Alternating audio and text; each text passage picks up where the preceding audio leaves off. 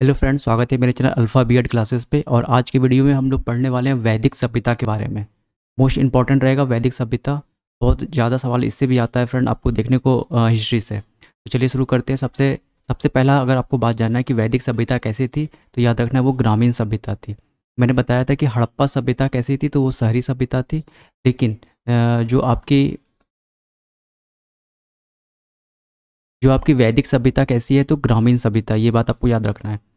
हड़प्पा सभ्यता शहरी सभ्यता थी, वैदिक सभ्यता ग्रामीण सभ्यता थी। और वैदिक काल को हम लोग दो भाग में पढ़ते हैं।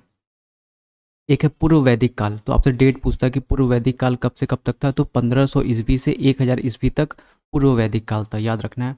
फिर उत्तर वैदिक काल। उत्तर वैदिक काल कब से कब तक था, तो 1000 ईस्वी से 600 ईस्वी तक। दोनों का डेट याद रखना है, पूछता है एग्जाम में। फिर उसके बाद है, देखो पूर्व वैदिक काल में हम लोगों को सिर्फ पढ़ना है ऋग वैदिक काल। ठीक है, पूर्व वैदिक काल में सिर्फ हम लोग को ऋग्वेद के बारे में पढ़ना है। ठीक है, मोस्ट इंपॉर्टेंट बात है, पूर्व वैदिक काल में सिर्फ ऋग्वेद के बारे में पढ़ना है।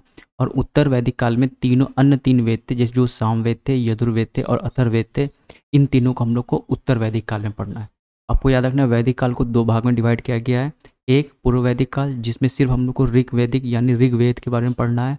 और उसके बाद जो पूर्व उत्तर वैदिक काल है, जहाँ 1000 से 600 ईस्वी पूर्व में, उसमें हम लोग क्या पढ़ना है, तो अन्य तीन वेद के बारे में, जैसे सामवेद, यजुर्वेद और अथर्ववेद। चार वेद है टोटल, एक वेद को यहाँ पे और अन्य तीन वेद को यहाँ पे। तो आगे बढ़ते हैं।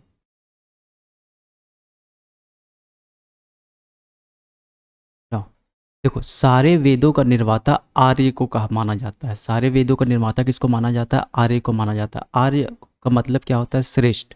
ठीक है, अब बात आती थी कि मूल निवासी आर्य आए कहाँ थे भारत में, तो इससे भी आपको सवाल पूछता है। बाल गंगाधर ने कहा था कि आर्य जो है वो आर्टिक यानी उत्तरी ध्रुव से आए थे, इंपॉर्टेंट रहेगा। स्वामी स्वामी दयानंद सरस्वती ने कहा था कि आर्य जो है वो तिब्बत से आए थे।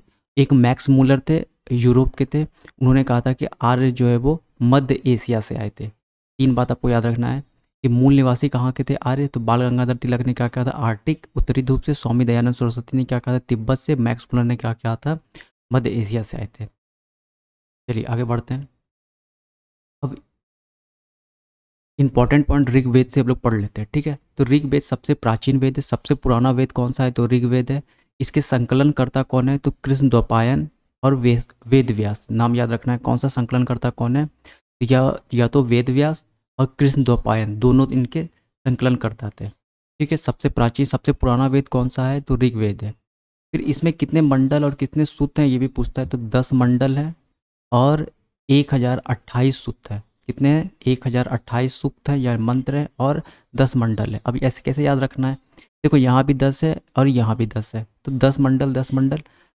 अब एग्जाम में क्या करता है, ऐसे दे देगा 29 दे देगा या 1027 दे देगा, तो कैसे वहाँ याद रखना है। देखो इस दोनों को ऐड करेंगे तो क्या बन रहा है, 10 ही बन रहा है। तो आपको ऐसे याद करना है, यहाँ भी 10, यहाँ भी 10 और यहाँ भी 10।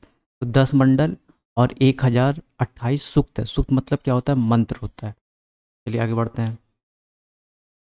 बहुत इंपॉर्टेंट रहेगा ये टॉपिक, आपके एग्जाम के लिए भी पूछेगा सवाल, आपको आता है इससे। देखो प्रथम एवं 10वां मंडल सबसे नया मंडल है। अगर पूछेगा कि इस 10 मंडल में से पूछेगा कि ऋग्वेद में सबसे नया मंडल कौन सा है, तो प्रथम मंडल और 10वां मंडल सबसे नया है, जो सबसे बाद में लिखा गया है। दूसरा और सातवां सबसे पहले लिखे गए थे। दूसरा और सातवां सबसे पुराना या सबसे पहले लिखे गए थे। और प्रथम एवं 10वां मंडल सबसे नया मंडल है। ये दो बात आपको याद रखना है। ठीक है, तो इतना बता दिए, 10 मंडल है, 1028 सूक्त हैं। संकलनकर्ता कृष्ण द्वैपायन या वेद व्यास, सबसे प्राचीन वेद है। आगे बढ़ते हैं। जो तृतीय मंडल है, इसमें इसी एक गायत्री मंत्र बहुत बहुत इंपॉर्टेंट रहेगा। जो तृतीय मंडल है वो गायत्री मंत्र से रिलेटेड है, और इसको विश्वामित्र ने लिखा है। गायत्री मंत्र को किसने लिखा है, तो विश्वामित्र ने लिखा है। ये बात आपको याद रखना। अभी तुरंत एमसीक्यूज लगाएंगे इस पे ऊपर, तो सारा कुछ क्लियर हो जाएगा। फिर जो सातवां मंडल है, उसमें दगराज युद्ध का उल्लेख मिलता है। सातवां मंडल में दगराज युद्ध का उल्लेख मिलता है, जो पुरुषनी या रावी नदी के किनारे पर लड़ा गया था। कौन सा युद्ध, दगराज युद्ध। ये किसमें मिलता है, तो सातवां मंडल में इसका वर्णन किया गया है। फिर नौवां मंडल में सोम देवता। नौवां मंडल में सोम देवता। 10वां मंडल में वर्ण व्यवस्था के बारे में बताया गया है। नौवां मंडल इंपॉर्टेंट है, 10वां मंडल भी इंपॉर्टेंट। जितना मंडल है ये सारा मंडल मंडल आपको अच्छे से याद रखना है। इंपॉर्टेंट कौन सा है, थर्ड मंडल में गायत्री मंत्र, 7वां मंडल में दगराज युद्ध, 9वां मंडल में सोम देवता के बारे में बताया गया है और 10वां मंडल में वर्ण व्यवस्था के बारे में बताया गया है। चलिए अब हम लोग सामवेद के बारे में बात करते हैं। देखो सामवेद को संगीत का वेद कहा गया है। किसका वेद कहा गया है? संगीत का वेद। 7 स्वरों का सर्वप्रथम प्रयोग किया गया है। 7 जो स्वर होते हैं सारे गामा पाधा निसा, उसका सबसे पहला प्रयोग कहाँ किया गया है? तो सामवेद में प्रयोग किया गया है। संगीत का जनक माना जाता है। तो सामवेद को क्या माना जाता है? संगीत का जनक माना जाता है। तो ये सामवेद का बात हो गया। चलिए अब यजुर्वेद का बात करते हैं।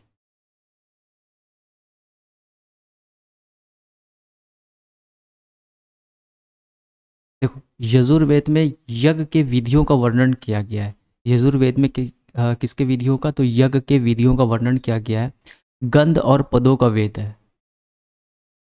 इसका वेद है ये जो गद होता है और पद होता है, इसका वेद कौन सा है? तो यजुर्वेद है। ये बात आपको याद रखना, गद और पदों का वेद कौन सा है? तो यजुर्वेद है। फिर उसके बाद अथर्ववेद। अथर्ववेद में जादू टोना, मोस्ट इंपॉर्टेंट रहेगा कि जादू टोना का वर्णन किस कौन सा वेद में है? तो अथर्ववेद में। तो अथर्ववेद में जादू टोना वशीकरण आदि का वेद है और ये सबसे बाद का वेद है। तो अगर पूछेगा सबसे नया वेद कौन सा है? तो अथर्ववेद है।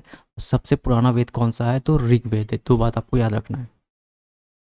फिर उपनिषदों की कुल संख्या कितनी है? तो 108 है। 108 उपनिषद है। महापुराणों की संख्या कितनी है? 18 है। और वेदांग की संख्या कितनी है? तो 6 है। ये भी बात आपको याद रखना है। वेदांग की संख्या पूछता है तो 6 है। महापुराणों की संख्या कितनी? 18 है। उपनिषदों की संख्या कितनी है? तो 108 है। मोस्ट इंपॉर्टेंट रहेगा, ये सारा आपको टॉपिक अच्छे से एक बार देख लेना है। चलिए अब अन्य प्रश्न देख लेते हैं।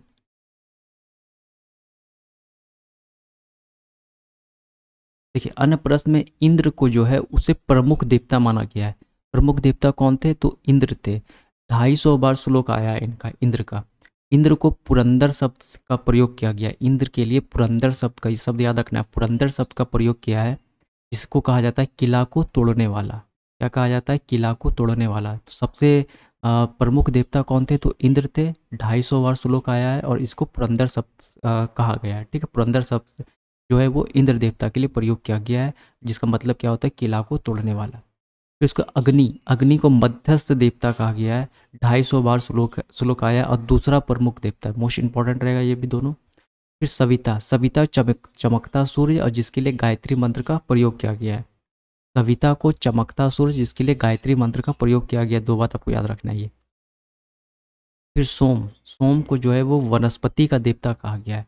सोम को वनस्पति का देवता कहा गया है। चलिए अब हम लोग कर लेते हैं क्वेश्चन। तो वेदों की कितनी संख्या है? अभी तुरंत बताए थे कितने वेद हैं? तो 4 वेद हैं। ठीक है, चारों के बारे में बता दिए जो जो उनका इंपॉर्टेंट पॉइंट है। फिर सेकंड है, भारत के राज्य चिन्ह में प्रयुक्त होने वाला सत्यमेव जयते किस उपनिषद से लिया गया है? तो राइट आंसर क्या? ऑप्शन नंबर ए, मुंडक उपनिषद से लिया गया है। मोस्ट इंपॉर्टेंट रहेगा ये सवाल आपके लिए एग्जाम के लिए। जो सत्यमेव जयते लिखा रहता है वो कहाँ से लिखा गया है? तो मुंडक उपनिषद से लिया गया है। क्वेश्चन नंबर थर्ड, ऋग्वैदिक आर्यों का मुख्य व्यवसाय क्या था? तो ऋग्वैदिक आर्यों का मुख्य व्यवसाय क्या था? थर्ड का ऑप्शन नंबर बी, पशुपालन। भारतीय संगीत का आदि ग्रंथ कहा जाता है। तो भारतीय संगीत का आदि ग्रंथ किसे कहा जाता है? 4 का ऑप्शन नंबर क्या हो जाएगा? डी, सामवेद। अभी तुरंत बताए थे संगीत का सबसे पहला वर्जन कहाँ था? तो सामवेद में था। कृष्ण भक्ति का प्रथम और प्रधान ग्रंथ कौन सा है? तो याद रखना श्रीमद् भगवत गीता जो है वो कृष्ण भक्ति का प्रथम और प्रधान ग्रंथ है। ये रेलवे और में सवाल पूछा गया, मोस्ट इंपॉर्टेंट रहेगा, हो सकता सवाल रिपीट करता है, यही से सवाल आएगा। ऋग्वेद में संपत्ति का प्रमुख रूप है। तो ऋग्वेद में संपत्ति का प्रमुख कौन सा रूप है? तो गोधन, जो गाय जो है वो सबसे प्रमुख संपत्ति थी। कहाँ पे? कौन सा वेद में? ऋग्वेद में। ऋग्वेद में किस मंडल में शूद्र का उल्लेख पहली बार मिलता है? तो 10वां मंडल बताए थे। 10वां मंडल में वर्ण व्यवस्था, जाति व्यवस्था के बारे में बताया गया है। तो वहीं पे शूद्र शब्द का सबसे पहला बार प्रयोग मिला है। ठीक है, ये बात आपको याद रखना है। ये भी रेलवे का सवाल है, आपको ऐसा सवाल पूछेगा। ठीक है, ऊपर जितना थ्योरी है उसी के रिलेटेड सारा सवाल है। पुराणों की संख्या कितनी है? तो 18 पुराण है। कितने पुराण है? 18 पुराण है। वैदिक धर्म का मुख्य लक्षण इनमें से किसकी उपासना है? तो यार ये होगा राइट आंसर, पशुपालन। राइट आंसर क्या होगा इसका? पशुपालन। वैदिक धर्म में मुख्य लक्षण किसकी उपासना है? तो सॉरी, प्रकृति पूजा। किसकी उपासना है? प्रकृति पूजा। ठीक है, मेन जो आपको पूछा जाएगा अगर कि वैदिक धर्म में सबसे ज़्यादा किसकी पूजा की जाती थी, तो भी आपको क्या करना है? तो प्रकृति की पूजा ही की जाती थी। ठीक है, किस देवता के लिए ऋग्वेद में पुरंदर शब्द का प्रयोग हुआ है? तो किस देवता के लिए? इंद्र के लिए। मोस्ट इंपॉर्टेंट रहेगा ये सवाल आपके एग्जाम के लिए। ऋग्वेद में कौन सा मंडल पूर्णतः सोम को समर्पित है? तो तुरंत बताए थे अभी, सोम को कौन सा समर्पित है? तो याद रखना आपको, कौन सा मंडल सोम को समर्पित है? याद रखना, नौवां मंडल। नौवां मंडल जो है वो पूर्णतः सोम को समर्पित है।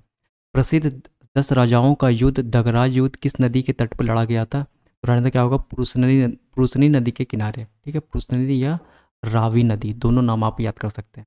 प्राचीन भारत में निक्स के नाम से जाने जाते थे। निक्स किसे कहा जाता था? तो स्वर्ण आभूषण को निक्स शब्द का प्रयोग किया जाता है। योग दर्शन के प्रतिपादक कौन थे? तो सबको पता है कि पतंजलि। पतंजलि जो थे वो योग दर्शन के प्रतिपादक थे।